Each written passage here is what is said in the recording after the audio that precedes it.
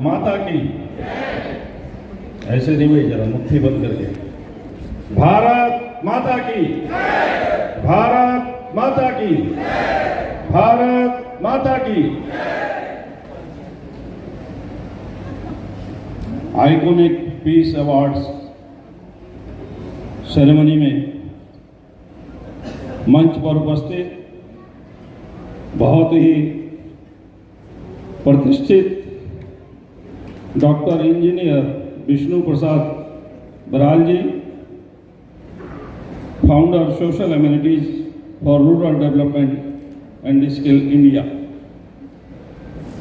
Doctor शिवनारा tales, Lord president district जज cadre children's court for the state of Goa,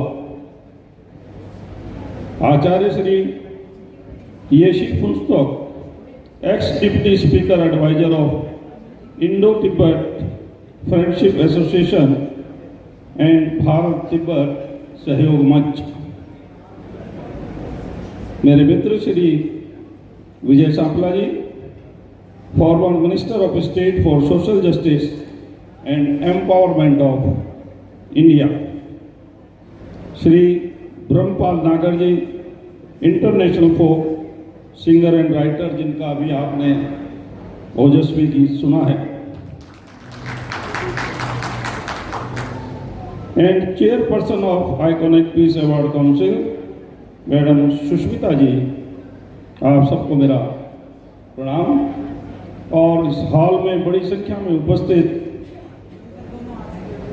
iconic peace award ceremony में सहभाग करने वाले देश के कोने कोने से आए सभी प्रकार के हैं जिनको अवार्ड मिलेगा,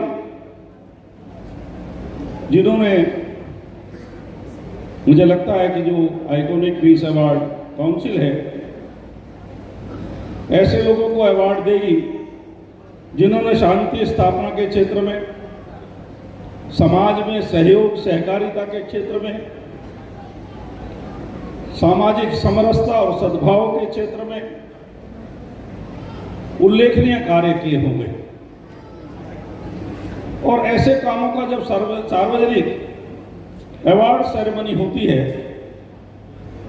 तो जिनको अवार्ड मिलता है वो तो खुश होते ही हैं और प्रेरित भी होते हैं और अधिक काम करने के लिए, समाज के लिए, देश के लिए, मानवता के लिए। पर जिनको नहीं मिलता उनको भी प्रेरणा मिलती है कि वो भी और अधिक काम करें, जिससे अगली बार जब अवार्ड मिले तो वो भी अवार्ड लेने वालों की श्रेणी में हो। और ऐसे समय में जब सारे विश्व के ऊपर युद्ध के बादल छाए हुए हैं, यूक्रेन रशिया का युद्ध चल रहा है, इजराइल फिलिस्तीन का चल रहा है, ऐसे दौर में शांति की बात करना एक बहुत ही महत्वपूर्ण कदम है। और ये शांति का संदेश अगर कोई विश्व में दे सकता है तो केवल भारत की भूमि से दिया जा सकता है। ये भारत की भूमि शांति की भूमि है। यहीं से सर्वे भवन्तु सुखिनः का संदेश पूरे विश्व के अंदर जाता है।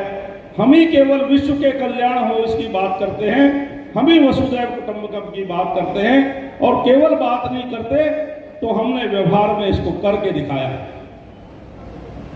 अभी कोरोना की इतनी बड़ी महामारी आई 2-3 साल पहले ही, आपने देखा कि इस समय हर आदमी, जीवन का पता नहीं था, डॉक्टर मिल नहीं रहा था, हॉस्पिटल्स में बेड की कमी थी, दवाइयां कहीं थी नहीं, पीपी किट कहीं थी नहीं। ऐसे उसमें केवल भारत ने विश्व को रास्ता दिखाया।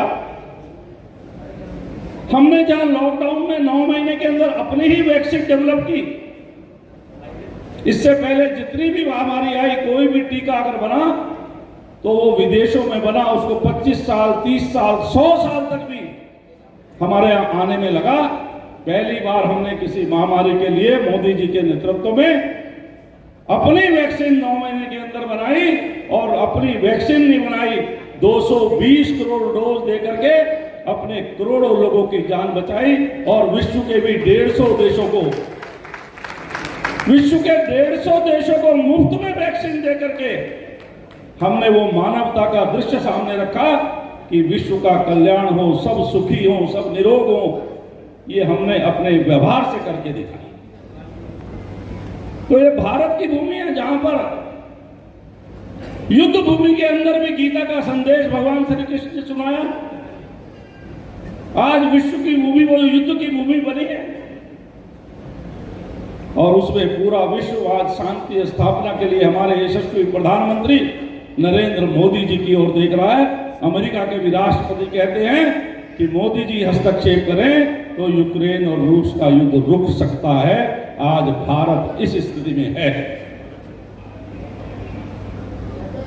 और हमारे प्रधानमंत्री जी कहते हैं कि 2047 तक हमको भारत को विश्व का विकसित राष्ट्रों की श्रेणी में लाकर खड़ा करना है। मैं आप सबसे भी अपील करता हूं, जिस क्षेत्र में भी हम काम करते हैं, राष्ट्र प्रथम रखकर, नेशन फर्स्ट रखकर हम उसमें अपना काम करें तो 2047 तक भारत को विकसित राष्ट्र बनने से कोई रोक नहीं सकता। चाहे जितनी भी बाधाएं आए, हम आगे बढ़ेंगे और 2047 तक विकसित राष्ट्र बनेंगे। हमने देखा पिछले 10 वर्षों में जो हमारी अर्थव्यवस्था 2014 में 10वें स्थान पर थी, 10 वर्षों में वो 5वें स्थान पर आई है और वर्ल्ड के बड़े बड़े इकोनॉमिस्ट कह रहे हैं कि भारत की सब विश्व के अंदर जब मंदी का दौर है, सारी अर्थव्यवस्थाएं झूल रही हैं अवसाद की स्थिति में, कोई 0.2% की गति से है, कोई 0.6% की गति से है, कोई 0.7% की गति से है, वहां हम 7% की जीडीपी ग्रोथ के हिसाब से आगे बढ़ रहे हैं और बढ़ेंगे। ये आज बड़े बड़े अर्थशास्त्री कह रहे हैं। हमने तो लक्ष्य रखा था कि मोदी जी के नेतृत्व में 2030 तक हम भारत की तीसरी अर्थव्यवस्था बनेंगे, लेकिन विश्व के अर्थशास्त्री कह रहे हैं कि इसी 15 अगस्त तक 2024 15 अगस्त तक हम जर्मनी को पीछे छोड़कर विश्व की चौथी अर्थव्यवस्था बन जाएंगे और 2025 के 15 अगस्त तक हम जापान को पीछे छोड़कर विश्व की तीसरी अर्थव्यवस्था हो जाएगी। इतनी तेज गति से हम आगे बढ़ रहे हैं और तेज गति से बढ़ती हुई अर्थव्यवस्था जब बुनियादी ढांचे पर 50-50 लाख करोड़ रुपया सरकार खर्च करती है तो रोजगारों का भी सर्जन होता है, टैलेंट का भी उपयोग होता है, चारों तरफ प्रगति दिखाई देती है। जब व्यक्ति की जेब में पैसा आता है तो डिमांड बढ़ती है, डिमांड बढ़ती है तो सप्लाई के लिए उद्योग लगते हैं, उद्योग लगते हैं तो रोजगारों का सर्जन होता है। ये एक साइकिल है। इस बढ़ती हुई अर्थव्यवस्था में हम सब कदम मिलाकर चलेंगे। मैं जिनको अवार्ड मिल रहा है, बहुत अधिक न बोलते हुए, जिनको अवार्ड मिल रहा है उनको शुभकामनाएं देना चाहता हूं और मुझे अटल जी की कविता की 4 पंक्तियां याद आती हैं, क्योंकि 2047 का लक्ष्य हमारे सामने है। 10 वर्षों में जो करके दिखाया वो सबके सामने है और 25 वर्षों का जो विजन है वो हम लेकर के आए हैं और 10,000 साल पुरानी सांस्कृतिक विरासत हमारे साथ प्रेरणा देने के लिए है। लेकिन उसमें एक काम जरूर हमको करना पड़ेगा। अटल जी ने अपनी पंक्तियों में कहा है, कदम मिलाकर चलना होगा, कदम मिलाकर चलना होगा। बाधाएं आती हैं आए, घिरे प्रलय की घोर घटाएं, कदम मिलाकर चलना होगा। बाधाएं आती हैं आए, गिरे प्रलय की घोर घटाएं, पांव के नीचे अंगारे, सिर पर बरसे यदि ज्वालाएं। पांव के नीचे अंगारे, सिर पर बरसे यदि ज्वालाएं, निज हाथों से आग लगाकर चलना होगा, गलना होगा, कदम मिलाकर चलना होगा, कदम मिलाकर चलना होगा। बहुत बहुत धन्यवाद।